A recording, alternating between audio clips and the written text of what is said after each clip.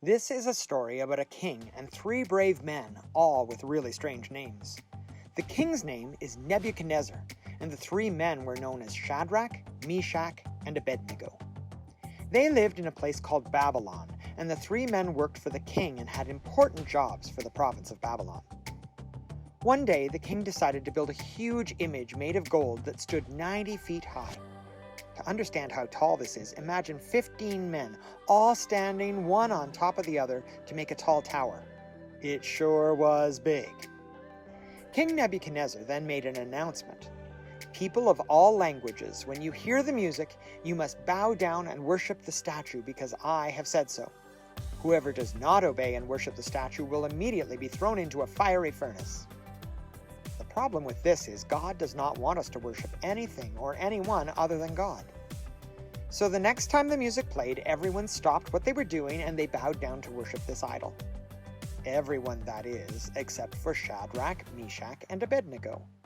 Some of the king's workers, that were jealous that Shadrach, Meshach, and Abednego had such good jobs, saw that they would not bow down to the image, so they immediately ran to tell the king. When King Nebuchadnezzar heard the news, he was very angry. He immediately ordered that Shadrach, Meshach, and Abednego be brought to him to explain their actions. The men were brought before the king, and Nebuchadnezzar said to them, "Is it true, Shadrach, Meshach, and Abednego, that you will not bow down and worship the image of gold that I have made? Just in case there was a mistake, I will give you another chance. When the music plays again, you will be ready and bow down to the image. And if you don't this time, you will be thrown into a fiery furnace. Then what God will be able to save you?" Shadrach, Meshach, and Abednego looked at each other and replied to the king, "Oh, Nebuchadnezzar, we did not make a mistake, nor will we apologize for not bowing down. If we are thrown into the furnace, the God we worship will save us, and he will rescue us. But even if he doesn't, we want you to know that we will not serve your gods or worship the image of gold you have set up." That made Nebuchadnezzar even more mad.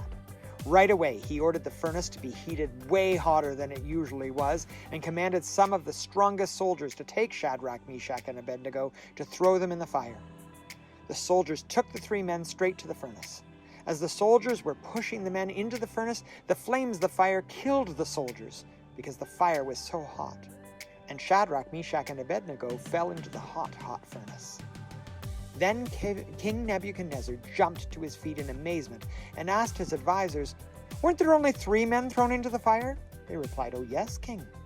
He said, "Look, I see 4 men walking around in the fire, untied and unhurt, and the 4th looks like some kind of angel."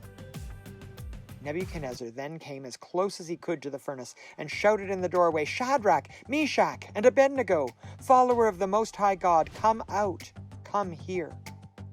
So the 3 men walked out of the furnace without any burns, no hairs on their head burned, all their clothes perfectly fine, and no smell of fire on them at all.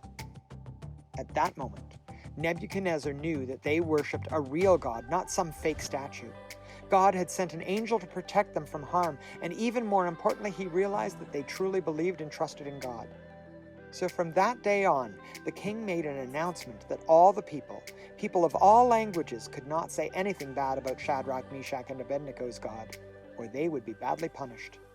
The king then gave the 3 men even better jobs than they already had for the province of Babylon.